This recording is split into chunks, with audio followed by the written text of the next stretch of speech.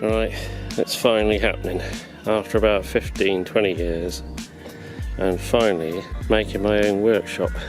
Because it's on a slant, what I'm going to do is put it on stilts. So I'm digging a hole about 2 to 3 feet deep. I've got these big timbers, I think they're 7 by 3s, 7 by 2.5 or something, I don't know.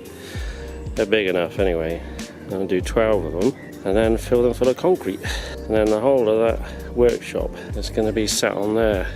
Hopefully she should be sturdy enough. On top of that, I'll be building a base out of these timbers, but longer ones, and then the subfloor will be going on top of that. Hopefully it's strong enough. We'll find out. It's for post mix, professional concrete. And what you do, you put your post in, chuck all the cement around it, or half of it. I'm using 2 bags for 1 hole. So I empty the first bag, pour water on it, or 2 litres, and then let it soak away just for no more than a minute.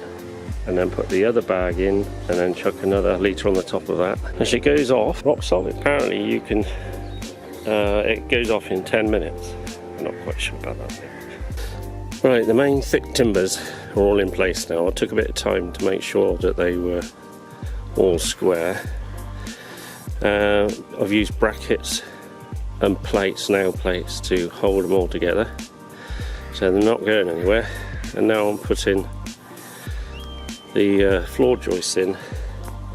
But at the moment I'm just screwing them from behind, and then, that didn't sound good, I'm just screwing them through the timbers, and then I'm going to put all the jiffy hangers on after, because it's a rubbish job and I hate it. Never mind, I've got to try and finish the whole of that today. I'm running out of time. Apparently we got more storms coming. Don't believe them.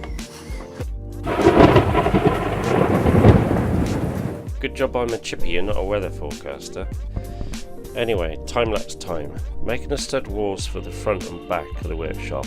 Because the back stud wall was so close to the stone wall, I decided to build the wall, then ply it and give it a few coats of yacht varnish to make life a little bit easier later on. I then started to fit the roof joists. Halfway through the filming of the time lapse, the end of one timber hit the camera, and then 600 pictures of sawdust. Right, next bit, insulation, the bit I've been dreading. Never mind, gotta be done. As with any fiberglass insulation, we need to get suited and booted and have a mask on. Then we go and get toughed up. I don't know how this works out, but 99% of the time the chippers get to fit all the itchy insulation. This is the outside finish with a few coats of varnish, also the roof trim on. Here I've lined the outside with bamboo matting to make it blend in a little bit more. Right, now for the dangerous bit. If you're not confident in doing electrics, don't bother. Get someone else in. I'm lucky enough to know a few sparkies, and I always run it past them anyway. And then if I cock up, they don't hesitate to tell me. So if in doubt, get someone else in. I'm running a cable from my distribution board inside the house to this one, and everything's going to be protected by the RCD, and hopefully keep me safe, and also somebody else safe too. How's the electrics? Alright? Yeah, I thought so. Here I'm just drilling a hole for the in-feed power supply. Here I've cut all the holes for the downlighters, wired up, and there's no smoke yet, so I must be done something right. Starting to rack the place out now with bits and bobs. That's where I'm putting all my clamps. Put some shelves there, drill press, and then all along this wall I need to put some shelves. Didn't realise how many shelves I needed. And what you can't see is this mess. Here I'm screwing a piece of ply to the edge so I can stack the timber a little bit higher. These things are so rubbish. I brought them off Amazon, I think, for about £1 for half a dozen, I don't know, they were rubbish. They're made up of baked bean tins or something, not really sure.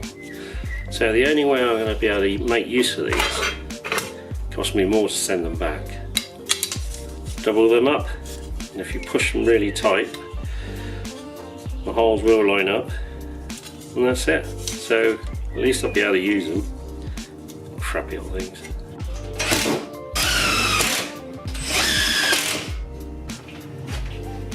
I'm rapidly running out of room.